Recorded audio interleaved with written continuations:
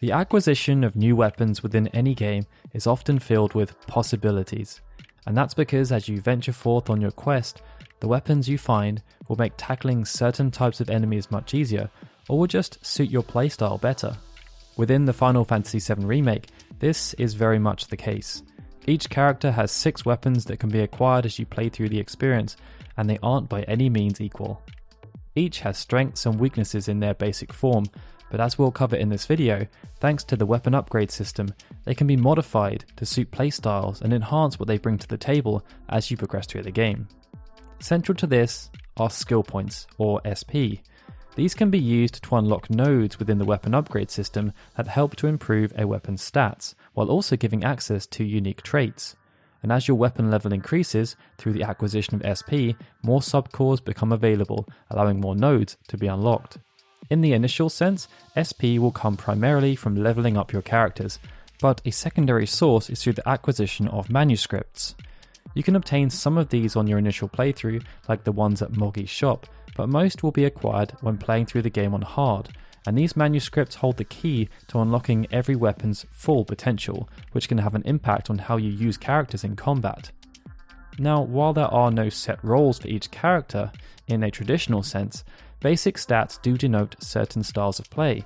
It means that Tifa, for example, is predisposed to being a physical damage dealer, but even within that framework, weapons can be used to skew a character's application, and this is because some weapons favour physical damage, others favour magical damage, and there's a good balance between how offensive and defensive you want to be.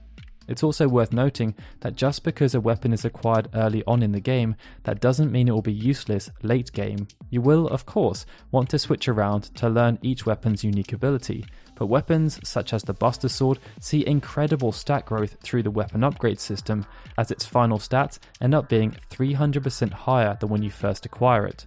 That being said, there's so much to take into consideration beyond just raw stats, and the first place we will start is with Cloud Strife. Cloud has by far the highest raw strength, and is second in magic competency only to Aerith.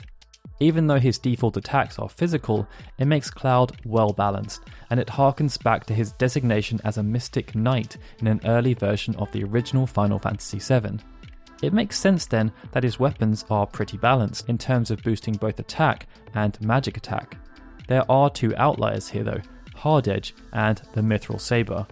They both offer a boost in terms of attack and magic attack at a ratio of 3-1, and in a basic sense, depending on whether you want Cloud to be a physical damage dealer or a magical damage dealer, it would make sense to use either of these weapons as the boost is considerable.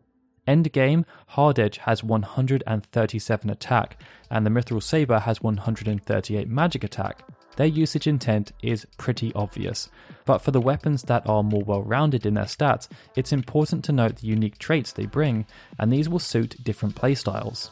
Iron Blade, for example, has a strong focus on defensive play, which would work if you want to use Cloud as either the main tank or secondary tank. Early on in the game, you can gain a physical boost when guarding, enhanced damage from counters, and as it builds out, you can gain a 50% boost to self-healing when health is critical, and Reprieve, which allows you to avoid KO assuming it wasn't via instant death. Nailbat is also a very interesting weapon. As it builds out, the weapon offers 0 stat growth, but it gives a significant boost to the performance of criticals through increasing the chance of a critical strike happening and the amount of damage critical attacks do. To note, critical strikes do approximately double damage, so if you bolster Cloud with Luck Up materia, he should be able to become a bit of a wrecking machine, assuming you don't care too much about him providing any support function or having much defense. Twin Stinger, the other weapon that has lower stat boosts, has its benefit when fighting against enemies with elemental weaknesses. It gives elemental damage boosts for physical and magical attacks, but also gives Cloud utility as a healer by giving him spell cost reductions and improved MP regeneration. Unlike Cloud, Tifa is much more of a pinch hitter. In her role as a monk, she comes to the fore when enemies are in vulnerable states, unloading tons of physical damage and increasing the capacity for other characters to do the same. To ensure she takes advantage of those situations, Tifa has very high mobility, high speed which allows her ATB bar to charge faster, and the second highest strength.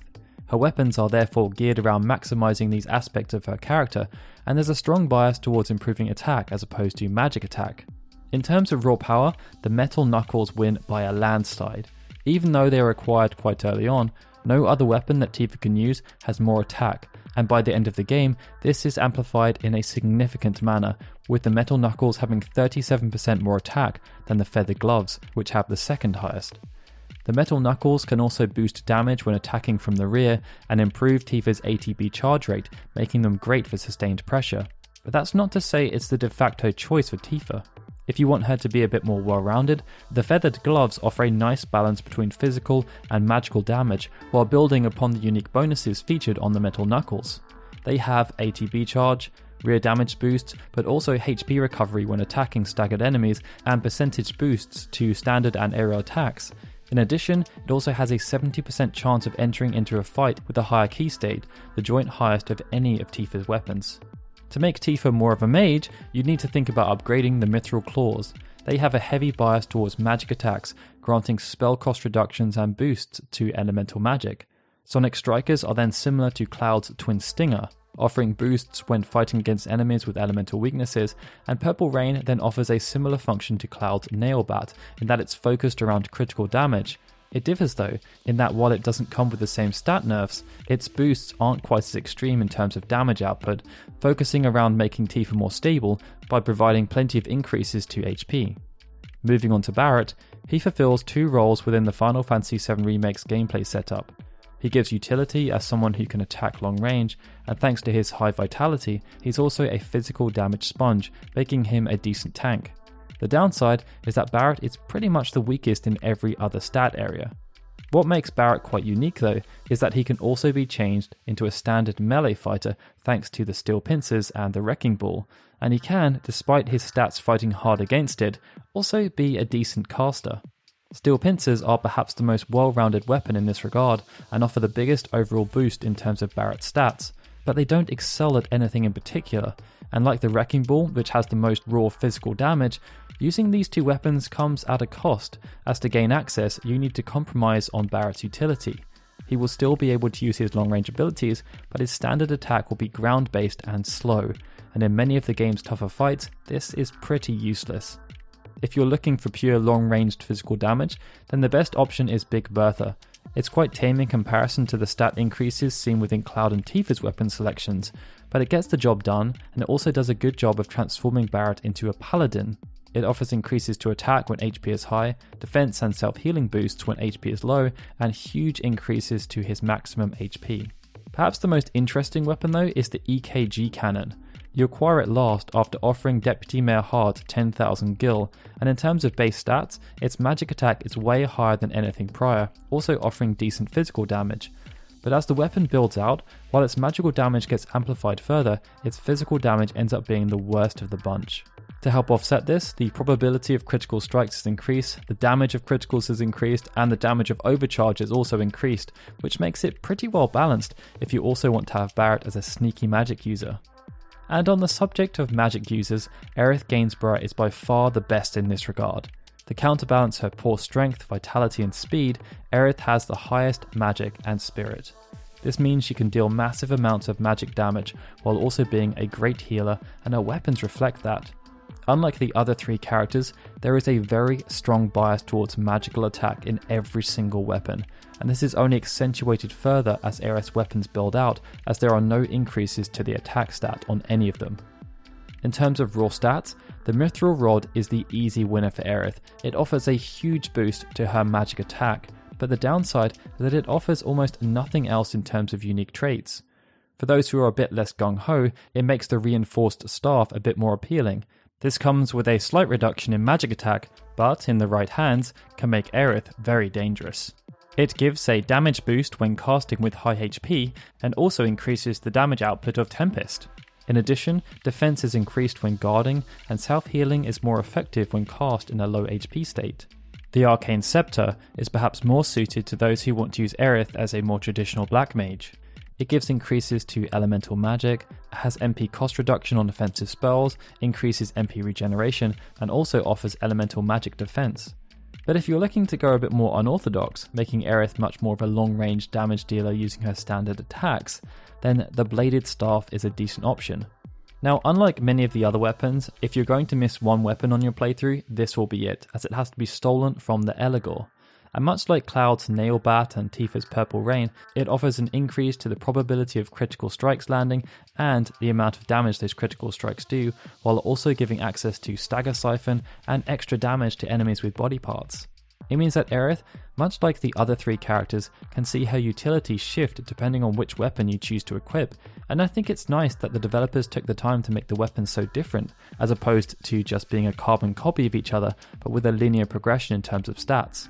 Each weapon suits different situations, and while you can perform just fine no matter what weapon you choose to use, some will help you dominate and have a much smoother ride during certain fights than others. When combined with selecting the right characters for the job and the right materia, this makes for a pretty comprehensive progression system, and I hope this guide has helped you to understand why you might want to use certain weapons over others as you play through the game on normal, then hard, and then try to tackle the final challenge within the Shinra Combat Simulator. If you did find it useful, then please hit that like button and subscribe to our channel, as we've got plenty more Final Fantasy VII Remake content coming up. We'd also love to hear what weapon setup you guys are rocking at the moment with your characters, and why. Alright guys, this is Daryl signing out. I'd like to extend, as always, a big thank you to all our Patreon and YouTube membership supporters, and of course, a big thank you to everyone for watching this video. I'll see you all again soon for more Final Fantasy goodness.